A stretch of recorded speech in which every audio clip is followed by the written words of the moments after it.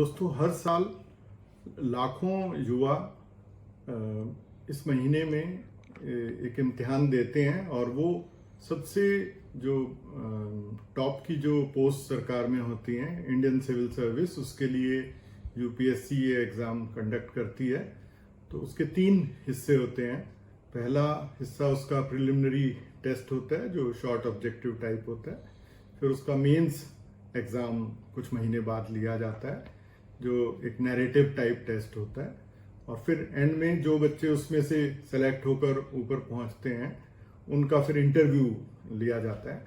और ये हमारे संविधान की, हमारे देश की जो एक बेसिक मूल मैसेज है कि कोई भी, चाहे वो गांव का बच्चा है, एक मजदूर का बच्चा है, किसान का बच्चा है, वो अगर मेहनत करे और तो सिर्फ अपनी मेहनत के बलबूते पर सबसे जो टॉप गवर्नमेंट में पोजीशंस हैं, आईएएस, आईआरएस, आईपीएस, इन जो सर्विसेज में वो जाके ज्वाइन कर सकता है।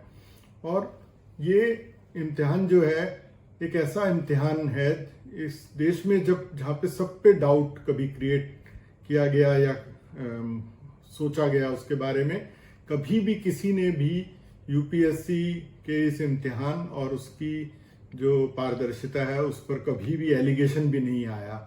तो इसलिए जो यूथ रहता है उसके मन में हमेशा ये रहता है कि अगर मैं मेहनत करूं तो बिल्कुल अपनी ईमानदारी से टॉप पोजीशन तक पहुंच सकता हूं। अगर आप उसका रिजल्ट देखें तो हर साल जो है बिल्कुल गांव से और बिल्कुल सुदूर इलाकों के बच्चे इस इम्तिहान को पास करते हैं। और वो इस बात को दर्शाता है कि ये सिस्टम बिल्कुल ठीक से चल रहा है। मेरा युवाओं को ये मैसेज है कि वो अगर चाहें तो वो इसके लिए मेहनत करें। और ये लगभग साल भर इम्तिहान चलता है। तो इसमें ना सिर्फ नॉलेज का टेस्ट होता है, ये आपकी प्रीसेवरेंस और जो आपकी मेंटल हेल्थ होती है उसका भी एक टेस्ट है कि आप इतने लंबे समय तक ठीक ठाक चल के इस इम्तिहान को दे सको। और आपको साथ में एक तरीके से बाकी सब इम्तिहान से अलग है कि इसमें जब मेंस का टेस्ट होता है तो सारे जो आंसर हैं वो लिमिटेड वर्ड्स के होते हैं। और उसकी एक चैलेंज आता है कि बाकी जिन स्टूडेंट्स को ये आदत होती है कि वो बहुत सारे पन्ने लिखेंगे या जितना मन में आए लिखेंगे, वो यहाँ पर नहीं है।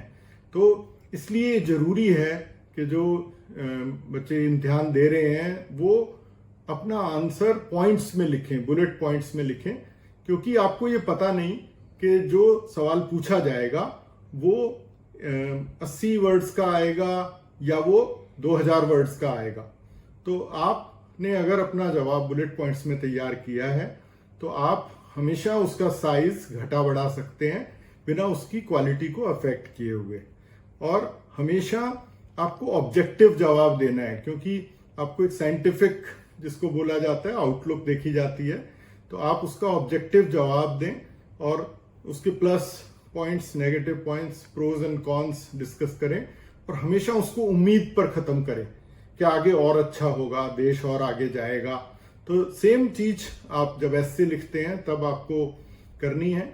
और सेम तरीके से आपको जब आप इंटरव्यू में किसी भी चीज का जवाब देते हैं, किसी विषय पे आपसे पूछा जाता है, तो आपको हमेशा ऐसे ही उसको करना है कि आप उसको बिल्कुल ऑब्जेक्टिवली, फैक्चुअली नरेट करें और फिर एंड में उसको कंक्लूड करते हुए उसके फायदे नुकसान दोनों बताएं। और जब उसको कंक्लूड करें तो उसको होप पर हमेशा खत्म करें। That will show that you have a positive attitude to life. And I invite the best of the youngster कि वो आके इस एग्जाम को दें।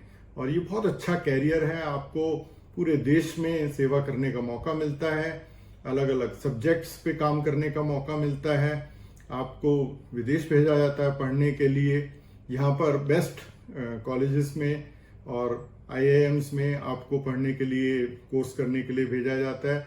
और आपको सेवा अगर आप में है कि मैं गरीब के लिए, कमजोर के लिए कुछ करना चाहता हूँ, तो इससे बढ़िया मौका आपको मिल नहीं सकता। मैं एक मूलभूत सिद्धांत पर काम करता हूं कि मैं जब तक अपनी कुर्सी पर बैठा हूं तो मेरी जुरिस्डिक्शन का जो सबसे आखिरी सुदूर गांव और वहां पे जो सबसे कमजोर व्यक्ति या कोई विधवा या दलित, उसको हमेशा ये विश्वास रहे मेरे रहते हुए कि अगर वो कॉल करेगा तो मैं जरूर मदद करूंगा। धन्यवाद।